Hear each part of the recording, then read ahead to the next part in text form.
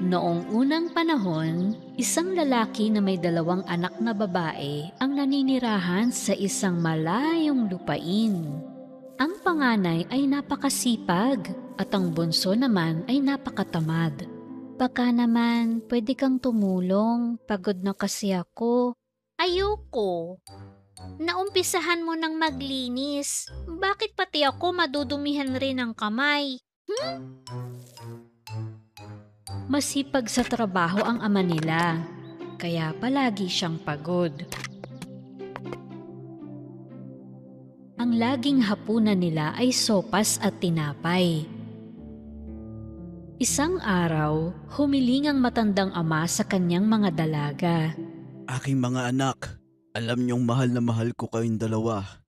Iniisip ko na nasa hustong gulang na kayo ngayon at panahon na para sa inyo ang higit pang responsibilidad. Gusto ko sanang pareho kayong maghanap na ng trabaho. Tama ka, tatay. Pagkagising ko bukas, maghahanap na ako ng trabaho. At ikaw naman, bunso ko? Si ate ang dapat magtrabaho kasi alam mo na, bagay siya sa ganun. Ako, dito na lang ako sa gawaing bahay. Masaya ang matanda sa sinabi ng 2 anak. Kinabukasan, bago umalis ng bahay ang masipag na anak, lumapit sa kanya ang ama. Anak ko, may payo ako sa iyo. Huwag kailanman tatanggihan ang sinumang humihingi ng tulong. Laging magsipag at mahalin ang trabaho. Gawin mo ang pinapagawa sa iyo sa abot ng iyong kakayahan. Salamat, tatay. Hindi ko po kakalimutan ang payo mo. Yan ang anak ko. Mag-ingat ka. Umalis na ang masipag na anak upang maghanap ng trabaho, habang ang tamad na anak na nagsabing siya ang bahala sa gawaing bahay, wala itong ginagawa. Sa paglipas ng mga araw, nagiging makalat at madumi ang bahay nila. Ilang araw na naglalakad ang masipag na anak, ngunit walang mahanap na mapagtatrabahuhan. Sa daan ay may nakita siyang puno na natutuyo na ang mga sanga at ugat. Magandang binibini. Maaari mo bang alisan ako ng mga tuyong sanga at diligan ng aking mga ugat? Pumayag ang masipag na babae. Inalis niya ang mga tuyong sanga hanggang sa magkapasa ang mga palad niya at dinilig sa mga ugat ng puno ang baon niyang inuming tubig. Maraming salamat. Pero walang natirang tubig para sa iyo. Ay okay lang. Kailangan mo ng tulong kaya tinulungan kita. Makakahanap rin ako ng mapag-iigiban ng tubig ko. Nagpatuloy ang masipag na babae sa kanyang paglalakad. Sa di kalayuan, may nakita siyang isang pugon na may sira at basag na bahagi. Magandang binibini, magagawa mo kayang maayos ang kalagayan ko? Kumuha ng putik ang masipag na dalaga at tinagpian ang lahat ng mga bitak sa panghorno. Salamat, iha. Ngunit narumihan ka ng dahil sa akin. Hindi po yun mahalaga. Kailangan mo ng tulong kaya tumulong ako. Iniwan niya ang bagong pugon at nagpatuloy na sa paglalakad. Ilang sandali pa, may nakasalubong siyang tupa. Ngunit nangingitim ito mula ulo hanggang paa. Magandang binibini. Napatikit ako sa uling at nadumihan. Pwede mo ba akong paliguan dun sa lawa? Malugod na hinugasan niya ang tupa sa lawa. Naging maputi at malambot ang balahibo ng tupa gaya ng dati. Salamat po, pero basang-basa ka dahil sa akin. Kailangan mo ng tulong, tsaka madumi rin naman ako. Ngayon, pareho na tayong malinis. Nagpatuloy siya sa paglalakbay. Nang sumapit ang dilim, natanaw niya ang magandang bahay na tahanan ng 7 diwata. Pumasok siya sa loob. Magandang gabi po. Paumanhin kung pumasok ako ng walang pahintulot. Ako po ay naghahanap ng trabahong mapapasukan. Pwede kang magtrabaho dito kung gusto mo. Merong 7 kwarto dito. 6 lang ang lilinisin mo araw-araw at hindi ka pwedeng pumasok sa ika-7 silid. Tinanggap ng masipag na babae ang trabaho. Nililinis niya ang 6 na silid araw-araw. Sa loob ng 1 taon, hindi siya pumasok sa ika-7 silid. Nang magkaroon na siya ng sapat na pera, humingi siya ng pahintulot sa mga diwata na makauwi.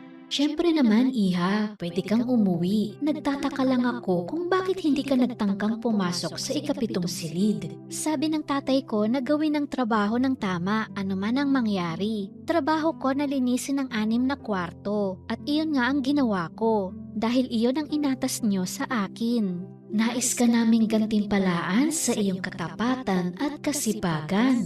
Halika, sumama ka sa amin. Sinama siya ng mga diwata sa ika-7 silid.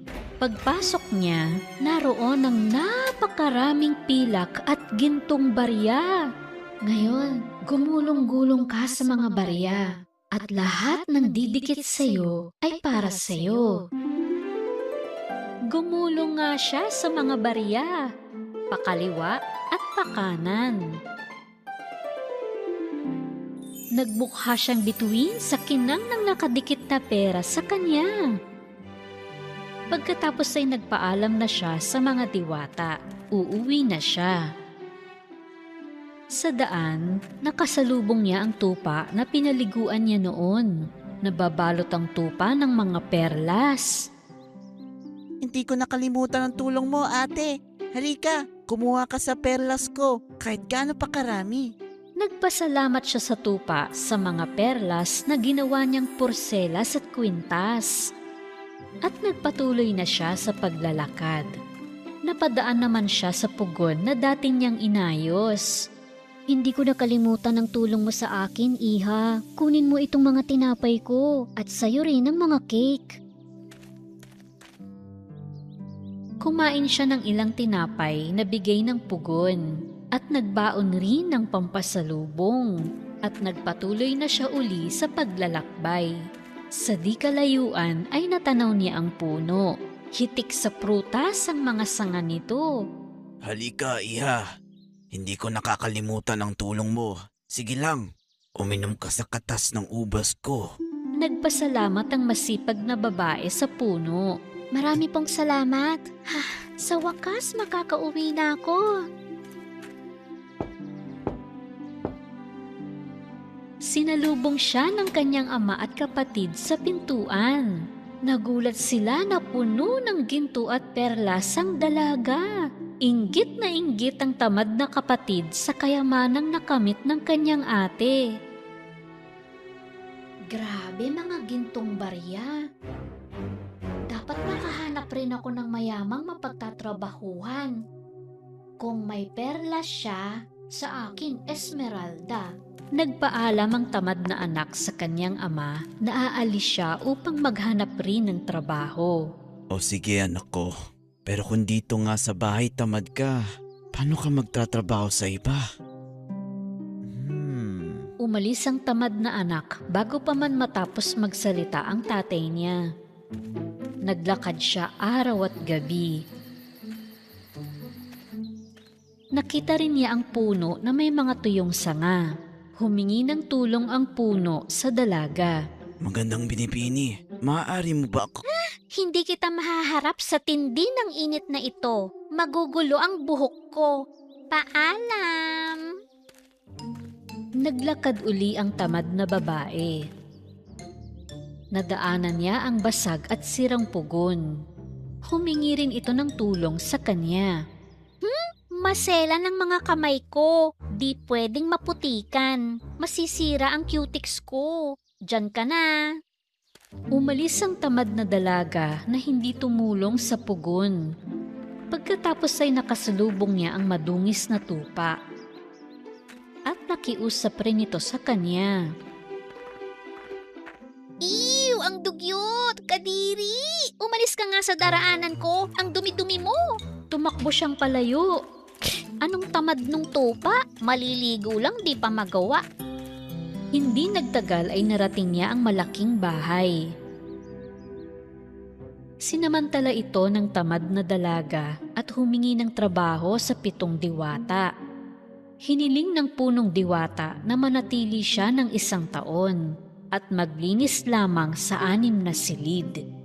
Huwag mong kalimutan, iha, hinding-hindi ka pwedeng pumasok sa 7 silid. Napilitan siyang maglinis ng 6 na silid sa loob ng maraming buwan. Ngunit isang araw, hindi niya mapigilan ang sarili na mag-usisa sa 7 silid. Pero sa halip na ginto at pilak na barya, mga bubuyog at paniki ang nasa loob. Pinagkakagat siya ng mga bubuyog. Aray! At nagkasugat-sugat ang buong katawan niya. Sa sobrang sakit ay tumakbo siya palabas ng kwarto at lumaya sa bahay na yun. Habang tumatakbo siya, nakasalubong niya ang tupa na pinandirihan niya. Nababalot ng perlas ang tupa. Gusto niyang hulihin ng tupa para makakuha ng perlas. Pero natakasan siya ng tupa. Nagpatuloy siya sa paglalakad at pagod na pagod siya. Maya-maya ay narating niya ang pugon na tinanggihan niya ng tulong. May mga tinapay doon, mainit-init at bagong luto. Gusto sana niyang bumili ng tinapay, ngunit nag-init ang pugon.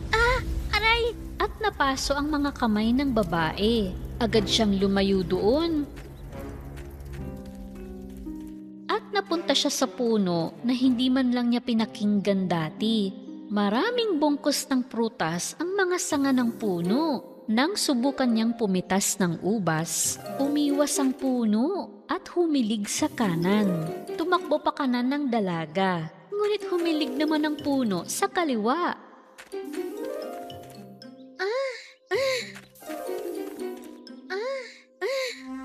Napagod na sa kakapabalik-balik, sinukuan din niya ang prutas. 2 araw pa siyang naglakad, hanggang sa nakauwi rin siya. Nakita siya ng kanyang ama at kapatid na marumi at sugatan. Labis nila itong ikinagulat. Kinwento ng tamad na anak ang nangyari sa kanya na may malaking panghihinayang. Grabe talaga! Sobrang sakit! Oo, kapatid ko. Ngayon ay naiintindihan mo na kung gaano kahalaga ang kasipagan. Tandaan, anak ko, kapag tapat at masipag ka sa buhay na ito, siguradong magagantimpalaan ka. Mula sa araw na iyon, ang bunsong anak ay hindi na naging tamad. Ang magkapatid ay nagsumikap at ginantimpalaan ng mabuti. At ang maliit na pamilyang ito ay nagkaroon ng masaya, produktibo at mapayapang pamumuhay.